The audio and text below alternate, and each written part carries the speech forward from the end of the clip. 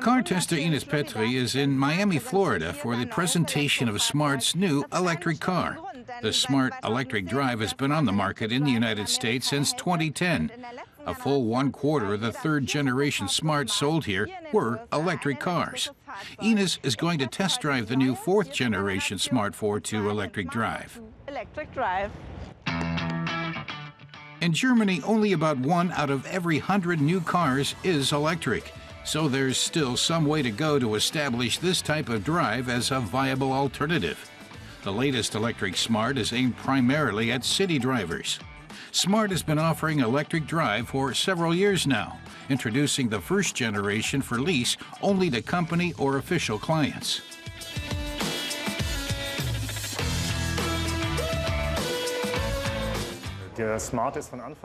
Jochen Eck of Smart explains that right from the beginning, the Smart was designed for electric drive. Specifically, the concept included space for the battery pack and an electric motor without the buyer having to sacrifice any of the interior space when switching to electric drive. This means the entire model range, 2-seaters, convertibles, and 4-seaters, could be delivered in electric versions. All Smart 4.2s, whether conventional or electric drive, whether for America or other markets, roll off the same assembly line in Hambach, France. The interiors are virtually the same. The car is ready to go when the word "ready" lights up in green in the display. Ines points out one feature the electric Smart has that its conventional drive sisters don't: an indicator that shows the battery status, and above that another indicator showing the energy flow above. The car has entirely newly developed components. It starts off with barely a sound. Ines is having fun getting up to speed. With 160 Newton-meters of torque, the electric Smart's got the good pickup typical of EVs. The indicator in the center console tracks the energy flow while on the road: orange for consuming power and green for recuperation while braking or coasting.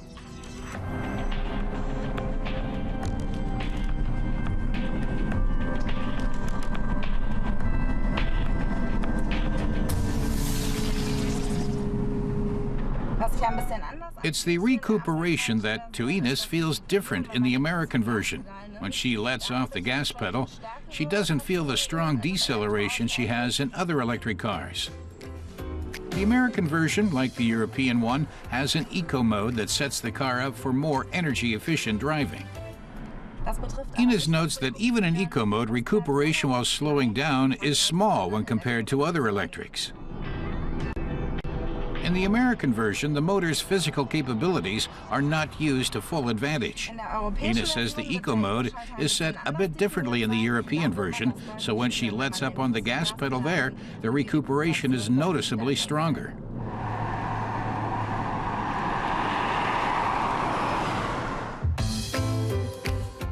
To save space, the battery pack is tucked into the underbody beneath the seats.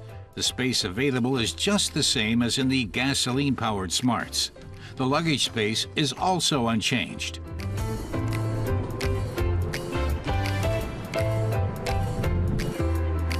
The battery capacity of 17.6 kilowatt-hours has not changed, but the efficiency has. Instead of 55 kilowatts as before, the fourth-generation motor puts out 60, giving it a snappy pickup. The new Smart Electric Drive has added just a tad more range, from 145 to 160 kilometers on a charge. Wolven Remp of Smart points out that their customer survey showed the average Smart driver covers 35 kilometers per day. So given the range of 160 kilometers they've achieved for the current Smart, the driver could manage quite well for 2 or 3 days on one charge. More battery capacity would result in additional costs for the car.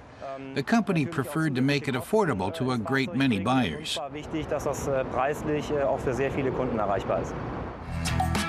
The electric Smart 4.2 lists at just under 22,000 euros in Germany, of which 4,000 may currently be covered by the state purchase subsidy for new electric drive cars.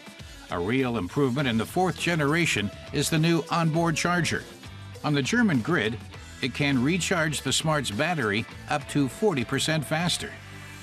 Jochen Eck explains that Smart has made the onboard charger bigger than in the previous generation vehicles, so the batteries can recharge faster. But many car owners use a household outlet. That's the actual bottleneck, and there's no way to speed that up. If they used a wall box or a public charging station with a new 7.2 kilowatt charger, they could recharge it in about 2.5 to 3.5 hours. Of course, the charging times can vary according to the country's power grids. A new, even higher output onboard charger is available as optional equipment. It lets a German car owner charge the battery pack from 0 to 80% in less than 45 minutes. Ines observes that for the fourth generation, Smart concentrated on improving the ride quality and the charging process. The range of 160 kilometers is plenty for city drivers. It's simply a question of whether this electric car suits the driver's lifestyle. The new Smart 4.2 electric drive will be hitting American showroom floors before year's end. Europeans will have to wait till 2017 to get the latest Smarts and slip silently through town.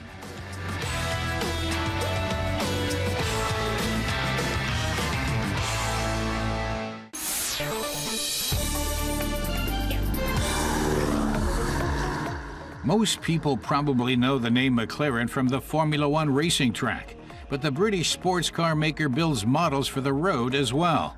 The 570S, along with its relatives, the 540C and the 570 GT, make up McLaren's entry-level sports series.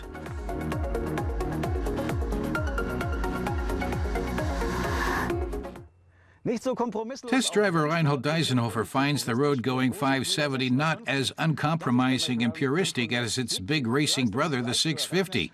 But he says despite the 80 horsepower difference, this super sports car can still reach top speeds of around 330 kilometers an hour. The McLaren 570S is intended as an entry-level vehicle, but it's not for every pocketbook.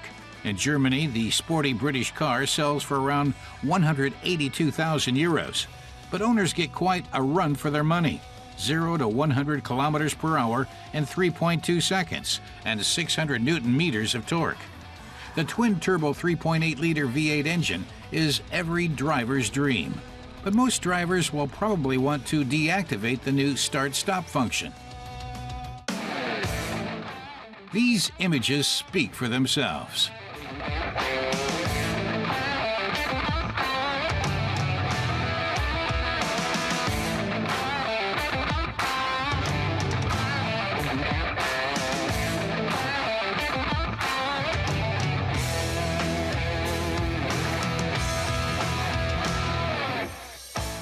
The 570S is superb in every way. It offers 3 drive modes for regulating steering behavior, engine, and transmission.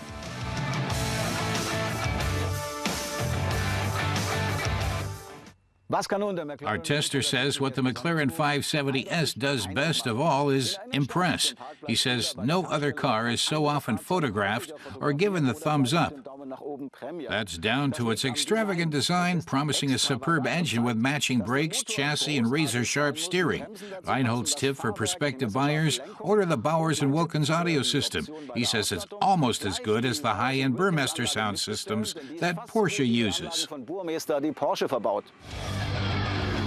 But of course, in this model, it's the sound of the engine that is really music to the ears. Reinhold says entering the car is relatively easy, but how to get out again? He advises placing the left leg over the baseboard, then the right leg, pushing off with your back side. Pull yourself upwards a bit if necessary, and there you are.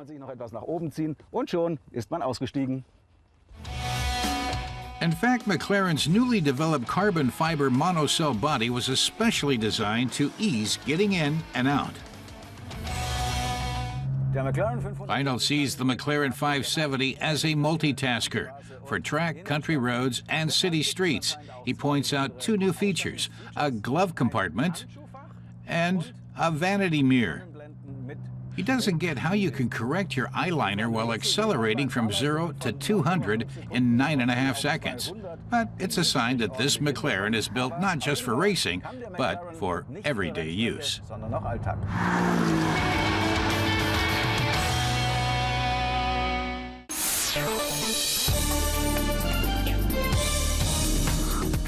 Sales of Audi's second-generation Q5 start in early 2017. For years, the first version was the best-selling SUV in its class worldwide. The new Q5 offers sharper handling and more comfort. On the exterior, the single-frame grille dominates the aerodynamically flat front with a massive frame. Prices for the new premium SUV start at just over 45,000 euros in German showrooms. For the 2017 model year, compact bestseller Mazda has been extensively modified with big improvements in technology, comfort, and styling. The design changes to the Mazda 3's front and back are combined with additional assistance systems. The Mazda 3 is still available as a 4-door sedan or a 5-door hatchback. The entry-level price in Germany is just under 18,000 euros.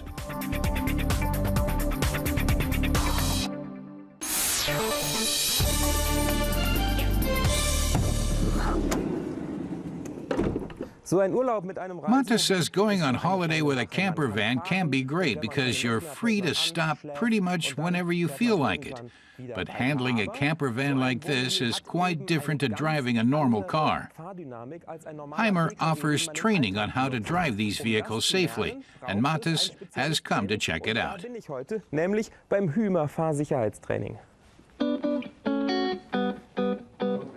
Here in Northern Europe, it's certainly not the peak season for camper van holidays right now. But even here, many people like to get away from the German winter.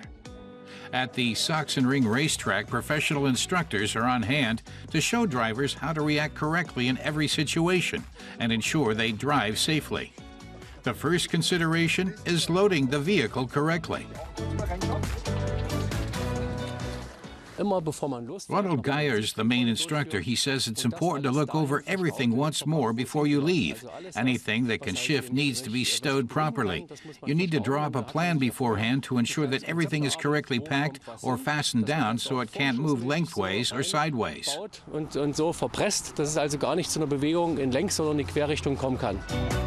If the driver has to hit the brakes suddenly, items that haven't been properly secured can turn into dangerous projectiles.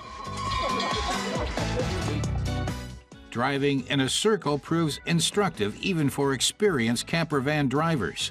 The participants practice a situation where the driver has underestimated the bend and approaches it too fast. The instructor explains that the road surface is slippery, and so you start to slide. The mistake most people then make is that they start to steer more. When you move past the slippery part, there's a risk of the van tipping over. So it's important to reduce your speed and practice braking correctly. Reacting indecisively or braking incorrectly can make the braking distance much longer.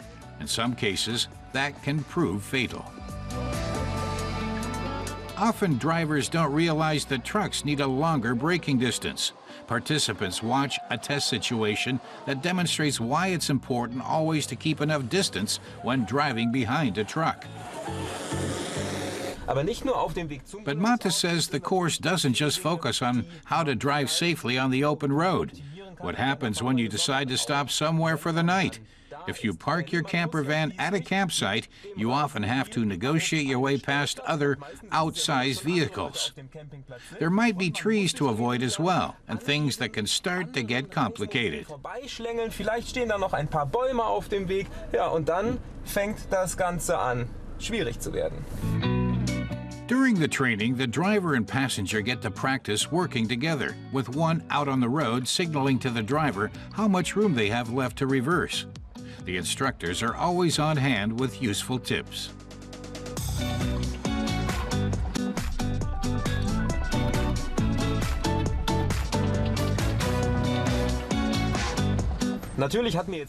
Mata says the instructor helped him this time, but hopefully, if you're going off on holiday, you won't be alone, and so you can ask your passenger to guide you into parking spaces.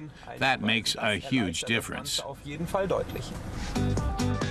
The training course is especially useful for beginners to help them get used to driving a vehicle of this size and get a feel for the dimensions.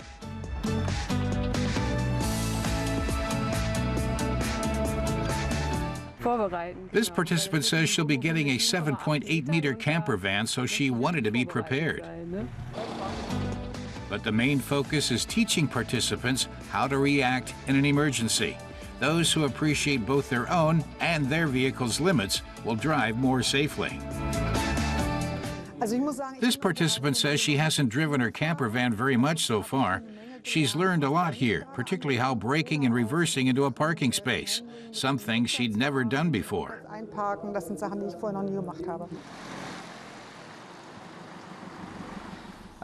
Today has once again shown Matas how much he doesn't know. Even though he drives every day, there are still many things he overlooks in daily traffic, and so it's good to practice. He'd recommend a road safety course for every driver, not just those with camper vans. Nicht nur für den Reisemobilisten solche Fahrsicherheitstrainings zu besuchen.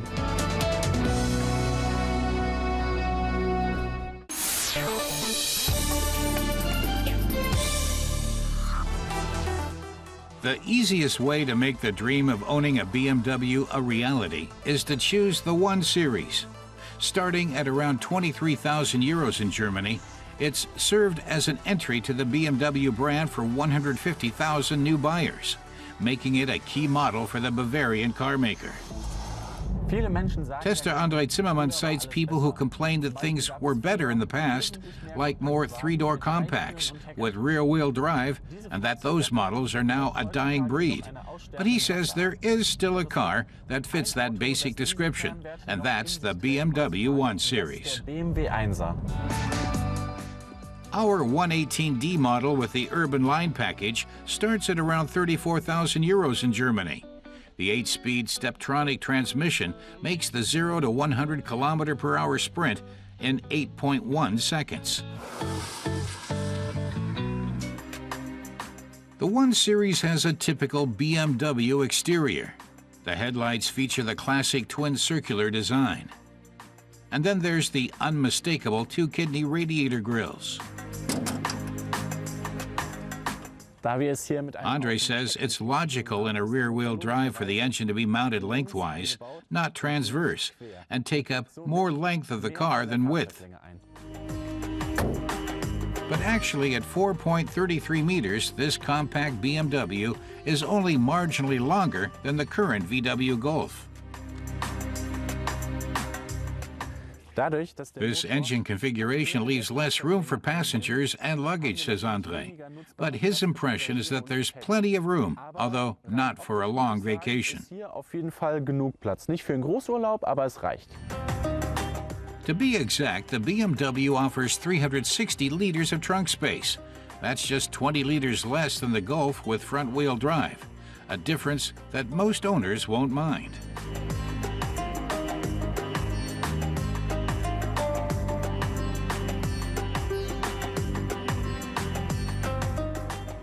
The interior is definitely up to BMW standard. Even if there is a lot of plastic here, it's of high-quality workmanship and has a pleasant feel.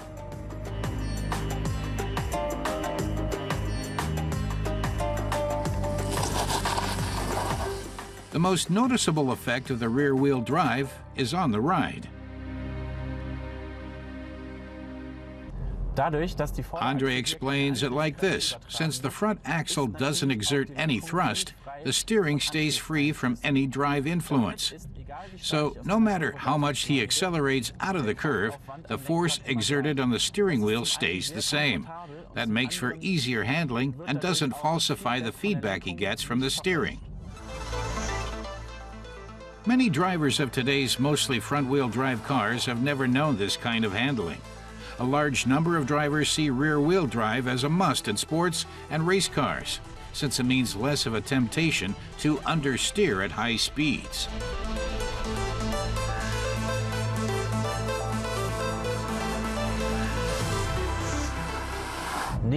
Andre points out another feature that, along with the rear-wheel drive, emphasizes the Beamer 1 Series' sporting ambitions: the 8-speed Steptronic transmission. With most automatics, to shift manually, the driver pushes forward to shift up and pulls back to shift down. But here, it's the other way around. Andre sees that as the more logical way to do it, because that's how it works in race cars with sequential gearboxes. So the shift lever moves in accordance with the G-forces when accelerating and braking. So it's a logical configuration. But unfortunately, it hasn't become the norm for the great majority of cars.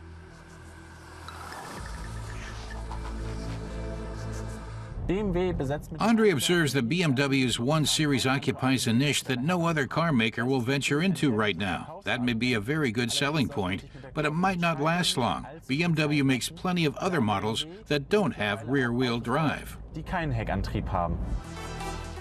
One harbinger of this development was BMW's 2 Series Active Tourer that utilized a transverse engine with front-wheel drive to create more space for the passengers. This may very well be the stars for the next generation of the 1 Series, and that would spell the end of the rear-wheel drive era for the compact class.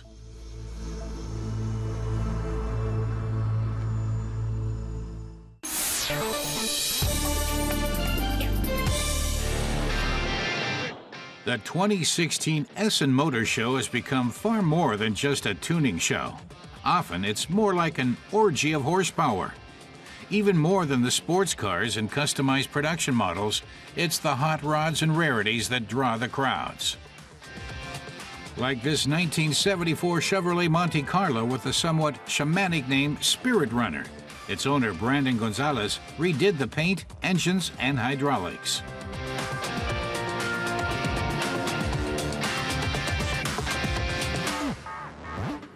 One of the most powerful set of wheels at the fair is this pickup truck with 4,000 horsepower, 1,000 from each of its 4 rear-mounted engines.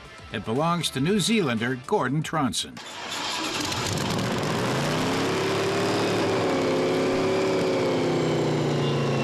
Well, actually, I live in Las Vegas, Nevada, and the car is registered. And actually, what I did, I registered it when it was a regular truck. And then I made all the modifications and changed. We do not have any rules per se of what you do after. And as long as it has the basic requirements, brakes, lights, horn, you can drive anything. And we're very, very fortunate, because I know in most parts of Europe, this would not be allowed. But Oklahoma Willie is even more powerful. Perry Watkins, the British owner of this 1958 VW pickup, mounted a Rolls-Royce Viper 535 jet engine on the back, capable of 5,000 horsepower and speeds up to 430 kilometers per hour. For safety reasons, he's not even allowed to fire it up at the show. Wide-body super sports cars have been popular in Japan for over 2 decades. Now the trend is starting to take hold in Europe as well. Tuning icon Wataru Kato has fans of all ages. They're here to see his customized Ferrari 485. It's got a 570 horsepower V8 engine and is worth some 300,000 euros.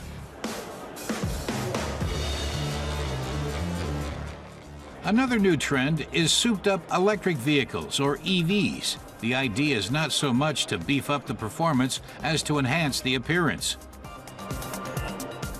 This Tesla has been completely restyled with a body kit, carbon fiber hood, and air suspension.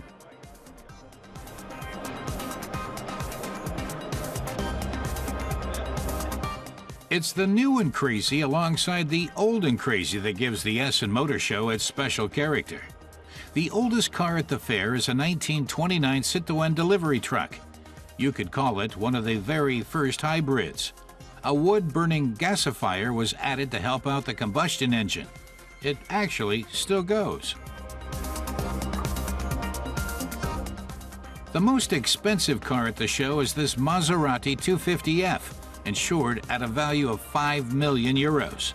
Sterling Moss launched his Formula One career in this vehicle, which may well be the sweetest race car of all time.